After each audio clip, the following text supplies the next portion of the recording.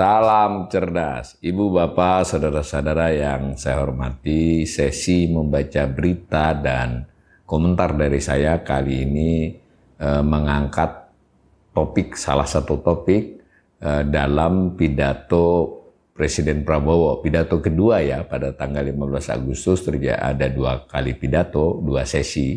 Sesi pidato Presiden dalam sidang tahunan MPR dan setelah break, sorenya ada sesi mengantarkan APBN ya, baru R sih, rancangan APBN 2026. Nah, biasanya memang rancangan APBN itu diantarkan oleh Presiden, nanti di sesi lain ada Menteri Keuangan, kemudian anggota DPR memperoleh dokumen tebal-tebal ya, 3 rancangan itu, ada buku nota keuangan, ada buku rancangan undang-undang, ada buku RKAKL. Nah, Presiden itu mengantarkan isi pokoknya. Nah, ini saya bacakan berita yang mengutip dari pernyataan Presiden Prabowo bagian-bagian tertentu yang disebut dengan asumsi makro. Nah, saya pilih berita dari Bloomberg Technos. Judulnya Asumsi Makro RAPBN 2026, Ekonomi dipatok tumbuh 5,4%. Ditulis tanggal 15 Agustus jam 16.12. Nah, ini ada ilustrasi gambar Presiden pada waktu pidato. Nah, saya bacakan. Pemerintah resmi menetapkan asumsi makro dalam rancangan anggaran dan pendapatan belanja negara RAPBN 2026. Dalam rancangan itu, pemerintah menargetkan pertumbuhan ekonomi nasional tahun depan mencapai 5,4%. Perkiraan tersebut lebih besar dari target pertumbuhan ekonomi sepanjang 2025 yang dipatok sebesar 5,2%. Jadi APBN 2025 menargetkan atau mengasumsikan 5,2, yang 2026 untuk tahun depan diasumsikan, tapi bisa dikatakan juga sebagai target 5,4%. Nah, hal itu diungkapkan Presiden Prabowo Subianto dalam pidato RAPBN 2026 beserta nota keuangannya pada rapat paripurna di hadapan seluruh anggota parlemen di Kompleks Parlemen Senayan, Jumat 15 Agustus 2025. Nah, selain itu Prabowo juga mengatakan pemerintah memastikan inflasi akan terus dijaga berada maksimal sebesar 2,5%. Angka ini tidak jauh berbeda dari target tahun ini, tahun 2025 maksudnya. Kemudian nilai tukar rupiah terhadap dolar Amerika Serikat kurs ya diasumsikan 16.500 per dolar. Nah, ini lebih lemah di tahun 2025 yang berjalan ini. Targetnya 16.000, asumsinya 16.000. Selanjutnya ada asumsi tentang harga minyak mentah Indonesia, ya ICP ya, Indonesia Crude Oil Price ditetapkan di angka $70 per barel.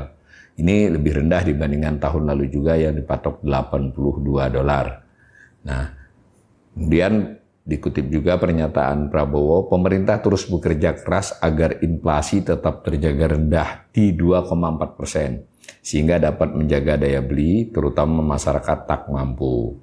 Nah, Bloomberg menuliskan berikut perincian asumsi makro 2026 ya. Tadi pertumbuhan ekonomi, inflasi, suku bunga, nilai tukar, dan seterusnya. Ini namanya berita straight news ya.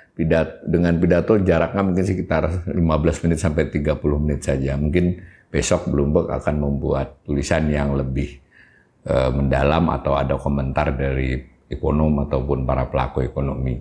Nah, yang penting saya komentari dulu, Presiden mengantarkan RAPBN dan nota keuangan. Jadi nota keuangan itu dokumen ya kurang lebih 450 halaman yang bisa dikatakan sebagai latar belakang, dasar pemikiran, kemudian pemahaman atas tantangan yang akan dihadapi tahun depan, lalu pilihan kebijakan. Nah, itu disebut bagian yang tidak terpisahkan dari APBN sebenarnya.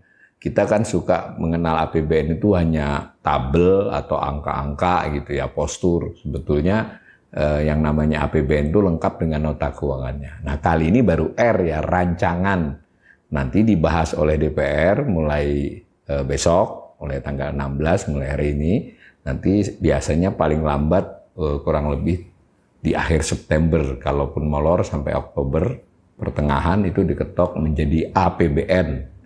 Nah nanti diolah lagi dokumen yang tadi, dokumen nota keuangan R itu diolah kembali menjadi dokumen APBN. Tapi kalau dari R ke A itu dalam dokumennya perubahannya tidak banyak. Begitu juga dengan besaran, karena ketradisinya DPR hanya tidak terlalu banyak merubah ya.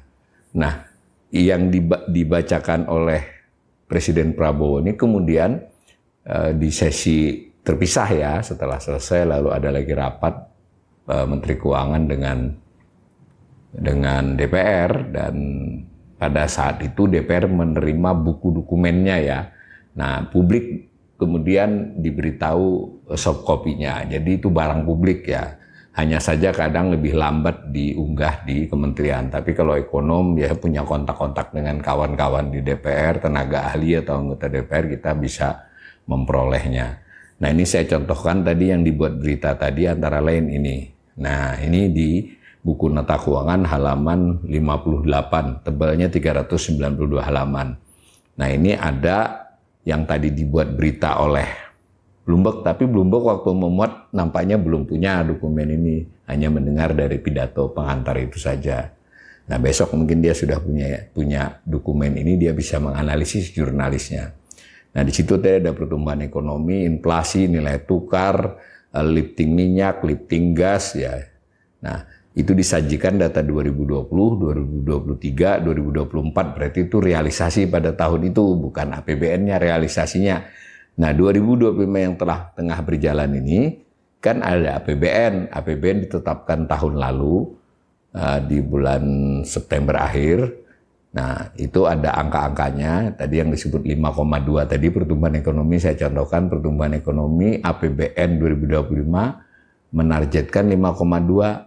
Setelah berjalan 6 bulan sampai akhir Juli, pemerintah kemudian membuat outlook perakiraan nanti kalau sampai akhir tahun selesai itu kira-kira berapa. Nah ternyata outlook pemerintah, jadi outlook ini adalah estimasi pemerintah sendiri ya, itu diestimasikan pertumbuhan ekonomi itu 4,7 sampai 5,0, terlepas dari triwulan 2 kemarin disebut 5,12. Kan triwulan satunya baru 4,87. Sebenarnya pemerintah harusnya juga kaget ya kok bisa 5,12 triwulan 2 itu. Tetapi apapun, sementara ini perakiraan pemerintah paling tinggi setahun berjalan 2020 ini 5,0. Jadi lebih rendah dari target APBN-nya sendiri kan. Nah, untuk 2026 pemerintah memulainya dengan dokumen KEM PPKF ya yang sudah ada angkanya. KEM PPKF itu kebijakan ekonomi makro dan pokok-pokok kebijakan fiskal, diajukan oleh pemerintah dalam hal ini Menteri Keuangan pertengahan Juli kepada DPR juga. Itu disebut dokumen pra RAPBN lah kurang lebih. Di situ ditaruh 5,2 sampai 5,8.